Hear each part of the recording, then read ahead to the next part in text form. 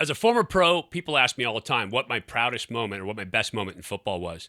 And I'm going to tell you, and it's going to surprise you because it didn't happen on the field. That's coming up right now in the film room.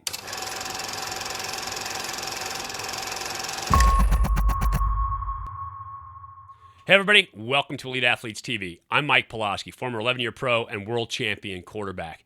And today, I want to talk about my proudest moment in football. But first, if you're new to the channel, please subscribe, ring the bell. That way you get new content every time it comes out. Learn about the game. Give me a thumbs up if you love the game of football. It's the best sport going. 11-man sport. You can't play 10-man football. And also, please leave a comment down below. Any questions about former content? Any questions about what I'm doing here today? I'd love to hear from you. Tell me what you're thinking. So it's 2000, and I'm playing the Arena Football League. And our team won a world championship in 1999 with some of the best dudes I've ever been on a football field with, guys that I absolutely love, still talk to today. I would get on a plane and take a bullet for one of these guys right now. So fantastic human beings. We had a great head coach. Mike Dailey was our head coach. And as much as he was a coach for me, he was also a mentor for me, and a guy who I just really admired because he had incredible integrity. And so just loved the opportunity to play for him. We had built a team together that had super high character, guys that just had the utmost in character, and they were characters on top of that, so incredibly fun to be with. You knew that this team had your back at all times. So to set the scene a little bit for you, 1999 when we won the championship, there was an organization that came in and tried to form a union in the Arena Football League. And it was the UFCW. It's a union-forming organization. And they were trying to do it for the right reasons.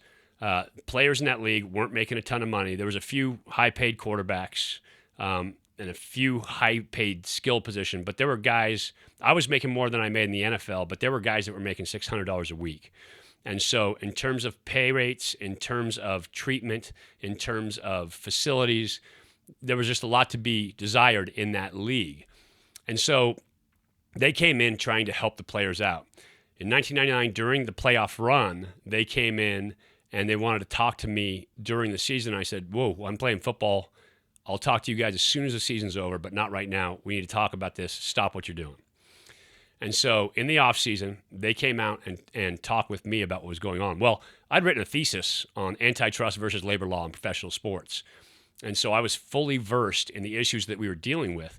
And in sports, in professional sports, having a union is not the best position for players to negotiate from. I know baseball's union is incredibly strong. The NFLPA can be incredibly strong. But the NFLPA is also disbanded a couple times so that they could work under the antitrust laws, because really as a player, that's where you are when it comes to free agency, when it comes to being able to kind of sell your wares, to get free trade and to get fair price for who you are. It's a long story. I'll do another video about that later. But needless to say, I told them all this. Don't set up a union. Don't start a union here. That's not where we want to negotiate from as players. And to their credit, to this day, UFCW stopped doing what they were doing, rescinded any signatures they had towards a union, and then said, because we started down this road, we're going to continue to back you. So here's a union-forming organization that then backed us as players, even though we weren't forming a union. And so incredibly impressed with them. Let's fast forward. 2000, there's labor disputes going on. The league and a lot of the management in league are trying to smear players. They are, especially the big-name players. There were several of us that were named plaintiffs in the league that had to go down and testify in front of the NLRB, kind of run through this whole thing. We became the targets for management because they were trying to pull the players apart, essentially, so that they could form their own union. Well, they hired a guy who came in to form a puppet union for the Arena Football League. And they were trying to make it so that the players had no leverage. Real quick, when players, professional sports players, professional athletes, have to function under the labor laws, it's not the same as somebody who's in a regular job functioning under the labor laws. Unions are strong in other companies, but when you're playing professional football, the lifespan is really short. It's like 3.2 years. And if you miss a year because you go out on strike, you're missing a third of your entire career. Also, owners can then take that union and lock you out if you don't succumb to their demands. And guys that play professional sports want to play. We're there for passion. So, all that said, they were trying to force this puppet union on us. And the whole year I was a spokesman for our team, one of the leaders for it, because I was well versed in it. And so at the end of the season, even though they said they had this union in place, they told us we got to the playoffs and we were ready to make a playoff run again. And even though they claimed that they had a collective bargaining agreement in place, they told us that they were going to force us to stay in practice, but they weren't going to pay us what the agreement said that they had to pay us. Even with their puppet union, they weren't going to pay us at that rate. They were going to pay us half of what that agreement said that they should pay us. I talked to the team and I said, look, I don't care what they're paying us. I don't care about any of that stuff. I want this team full of dudes who I love and appreciate to win another championship. I want to go back to back. And so I'm going to refuse the money to get paid to stay in practice, but I'm going to practice during this bye week. And I would like all of you guys to stay. Take the money if you want, do whatever you will. But this just proves that they don't have a union in place. And I want us all to stay in practice to play and win. Had a big, long conversation about it, listened to everybody's thoughts on the matter. In the end, the team decided that they were going to stay and practice and play and try to win another championship. So that made me proud. That was great. Reporters asked me what the big team meeting was about afterwards, and I came out as a leader for the players and said, our management told us that even though they claimed to have a union in place, that they weren't even going to pay us what those contracted rates were. And it's just proof that they don't have a union, period. They're lying. They don't have an agreement. They don't care about any agreements. They're just trying to get this union so they can use leverage against the players. But our team of high-character guys has decided, regardless of them trying to cheat the system, of them trying to cheat their own contracts from their own puppet union, that we would stay and practice. Well, this hits the papers, obviously. It's a big news story. And the next day, as I drive into team meetings, Mike Dailey, our head coach, who I love dearly, pulls me aside with, tears in his eyes and said, partner, I got to tell you, our GM has told me that you are suspended for the team for the statements that you made and that you're supposed to gather your stuff and head home. Get on a plane today. And he was clearly upset. I love this man. He loved me. He was truly a mentor to me, a fantastic person. And so I didn't expect anything less, quite honestly, from the team, from the management side of it. But when he told me that, I said, okay, I would just love to address the team, let them know, go get them. And he said, that'd be great. So I went in and I talked to my teammates. And I said, guys, I just want to let you know, I love you all dearly.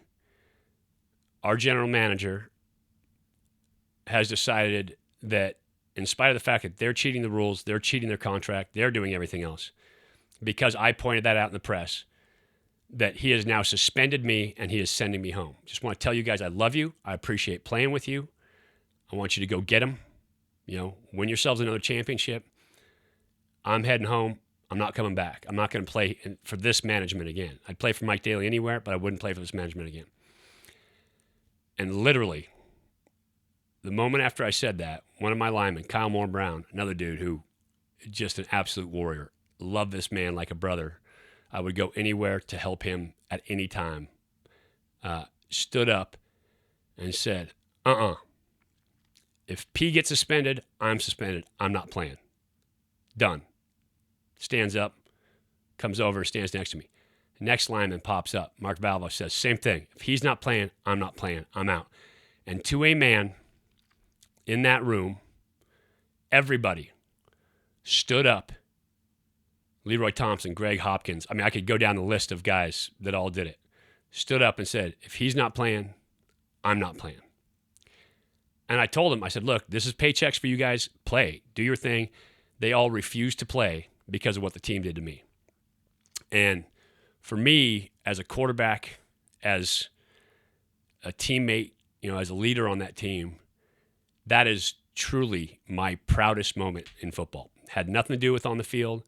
Had to do with the fact that I had a group of men with such integrity who I love so much that when the team decided to make that decision about me, they stood up and got my back. That is true loyalty, and that is true love, and that is integrity. And I would have done it for all of them in a second, without hesitation. And that was an amazing moment for me.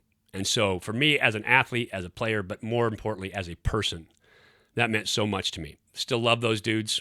Saw them last summer in a reunion for that World Championship team.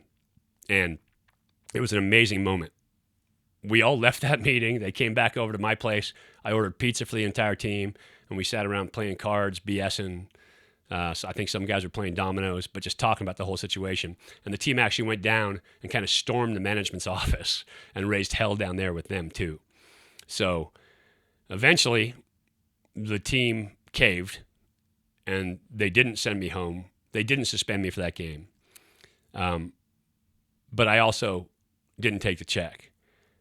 I was so amazed with my teammates and the respect that they showed to me in that moment and the love that they showed for me in that moment, that was worth more to me than anything. And so I will always remember that team incredibly fondly. All those men out there, if you guys are watching any of this, I love all of you. You're fantastic. But if you can be a part of a team like that, that is amazingly special. I appreciate you watching today. I know kind of went on a little bit, but that is what it's like to be on a great football team. High integrity, team with great chemistry, team that loves each other is the absolute best thing you can ever be a part of in sports. And that's why I love the game so much. You can't play it with one man down. Everybody's got to pull on the rope, and you got to be together and be a team if you want to win in football. If you like what I'm doing, if you love the story, please subscribe, ring the bell, give me a thumbs up, leave a comment down below. I'll talk to you again soon. Some more football stories, a day in the life, and some more quarterback training and football skills. Talk to you soon.